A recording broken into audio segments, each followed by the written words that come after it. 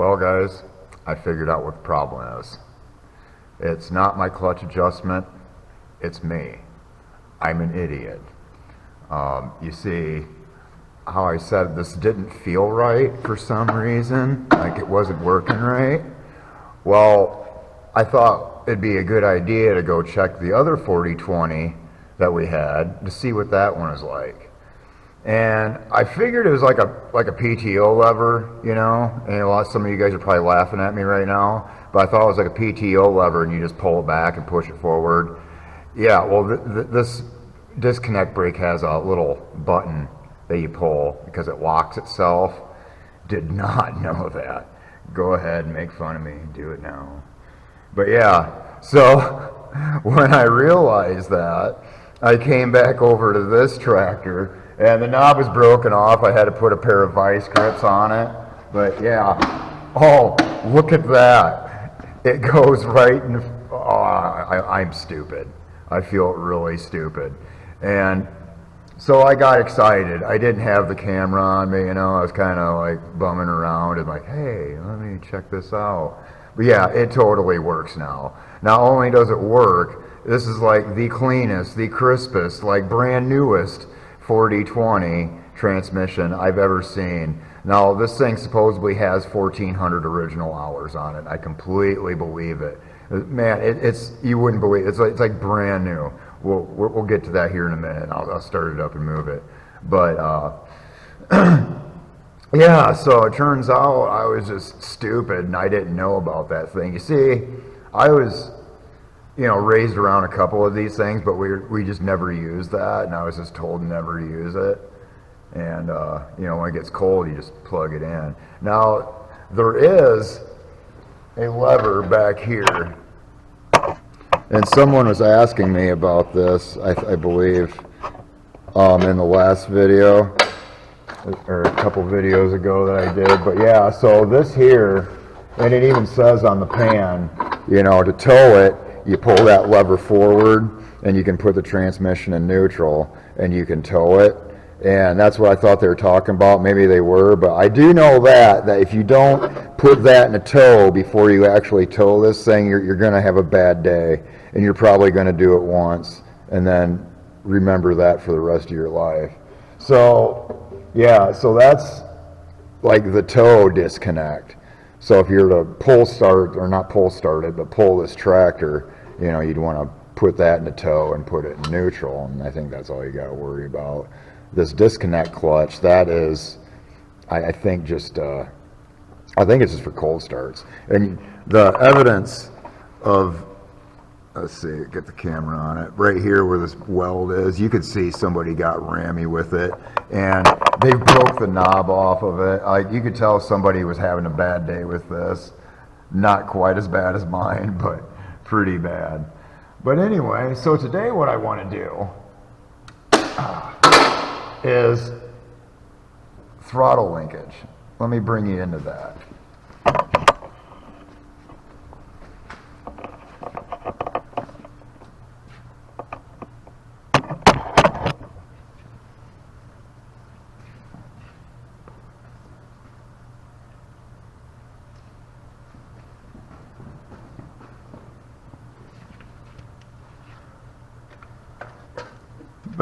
If you can see in here real good, but the throttle, oops,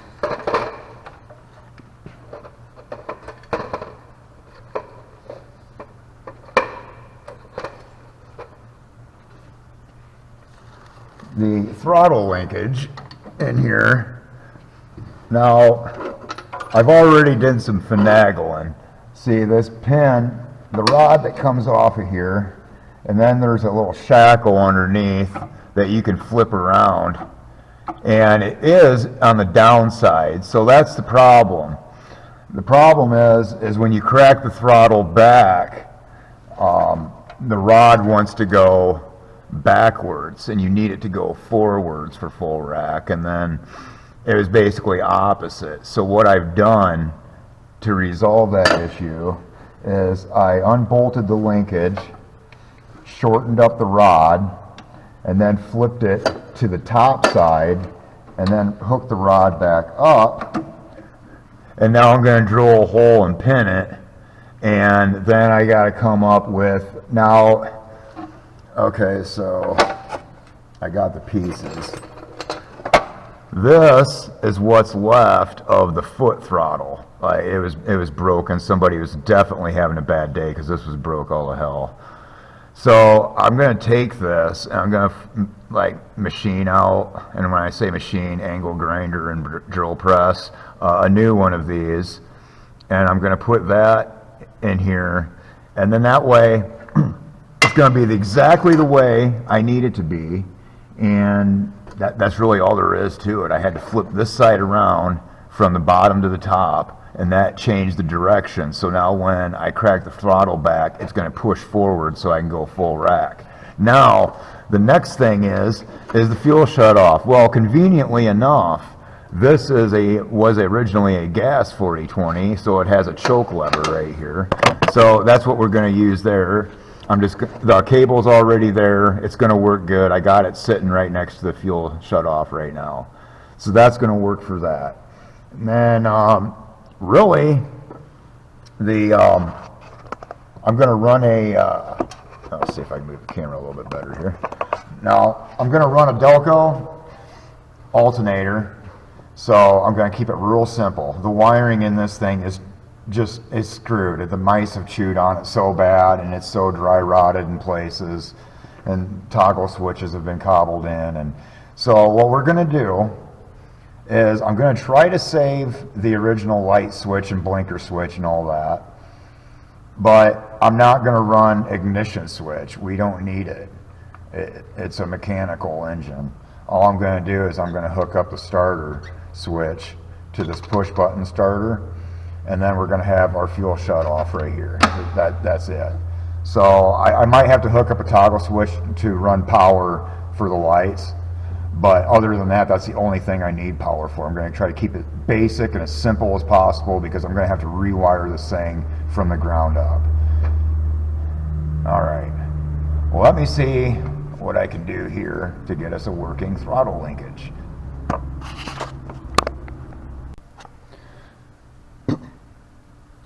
Okay, so I got to rummaging around the scrap pile, and I found a piece of steel here. It's going to work, I think. So what I'm going to do is going to take this over and zip that off with a zip wheel and drill it out and put her on in there.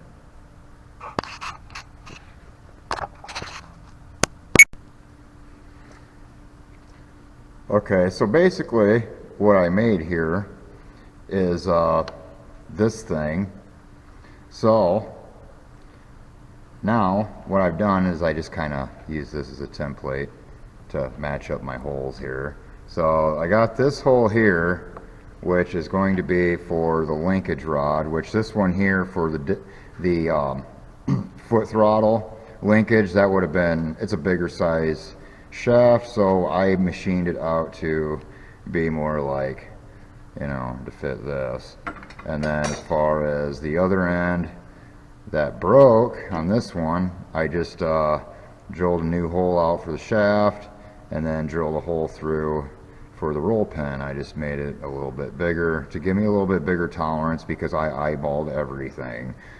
So let's go slap this in the tractor and see if we can come up with a linkage to the throttle. Okay, now that I got my designer piece here all made up and back on the rod, so this is what we're dealing with. Now this piece here I think had something to do with the gas engine side of things, because I don't think we're going to need this piece where we're going. So all we really need is this piece, which hooks up to the throttle linkage rod over here, and then the piece that goes to the injection pump is going to go right here. So all I really got to do, since I'm gonna, once I get this together and I figure out where this side's going to go, I can just drill a hole through it and pin it, and then it'll be exactly where I need it to be. I just need to make a new bushing to make this to length, because this is part of what holds it together. This just kind of barely sits in between the two sides of the housing in here, and it just pivots back and forth. There's really nothing special about it. There's a cotter pin that holds it on this side, and the other cotter pin holds it here, and then they just stack, you know, those pieces in there to hold it tight. Easy enough. Put this in, and then all we gotta do is figure out our linkage from here to the injection pump, and we're done with that. All right.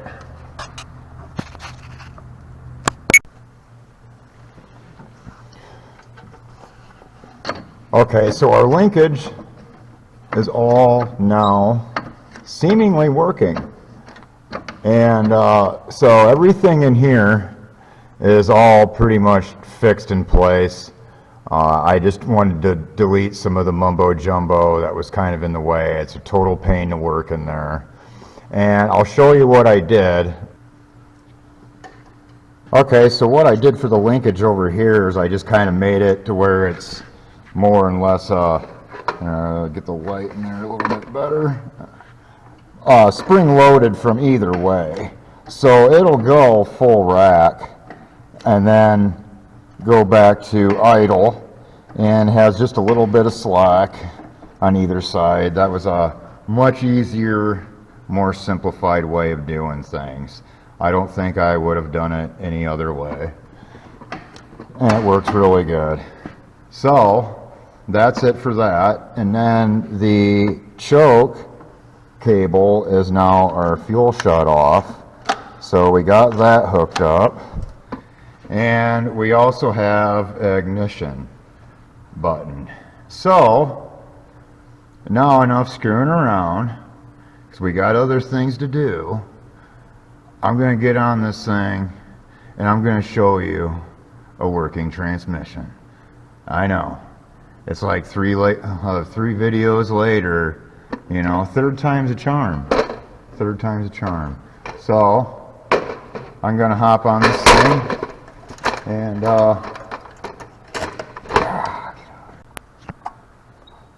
so now, for the first time in a long time, this thing's actually going to move. Took me 3 tries. I mean, the first 2 were my stupidity. But now I've got a working throttle, working ignition, and working kill switch. So I can do all this stuff from the seat. Granted, my battery holds up.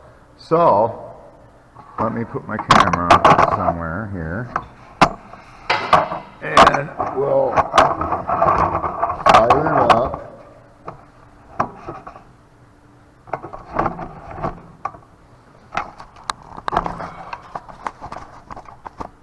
Okay, so let's fire it up and give it a move.